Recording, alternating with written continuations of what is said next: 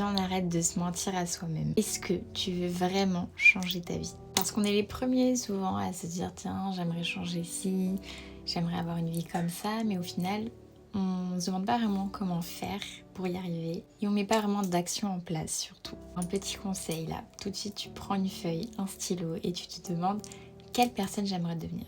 Alors attention, quand je dis quelle personne, ce n'est pas prendre quelqu'un que tu as en tête et devenir pareil. Non, car chacun est unique, il faut devenir ta propre identité. Mais c'est plutôt quelle personne tu aimerais être, dans le sens de te demander qu'est-ce qui te plairait de faire au quotidien, quelles valeurs t'aimerais avoir, tout ça sur le plan mental, action dans la vie, quotidien, peu importe, mais vraiment te demander quelle personne t'aimerais devenir. Car oui, les résultats suivent souvent de ton identité. Forcément, si tu restes avec une identité de quelqu'un qui oui, a des envies, mais ne met pas forcément les choses en place pour. Il reste dans son quotidien où il ne peut pas réaliser ces choses, et bah forcément, les résultats vont rester au même stade, ils vont stagner, car ça va suivre ton identité. Alors que si tu es dans une identité en évolution, donc c'est-à-dire que par exemple tu es une identité de quelqu'un qui essaye d'évoluer, qui met des actions en place pour aller vers ce qu'il veut, et bah du coup forcément tu vas avoir des résultats qui vont suivre petit à petit. Parce que tu seras dans une identité de quelqu'un qui cherche à changer et à évoluer vers ce qu'il veut.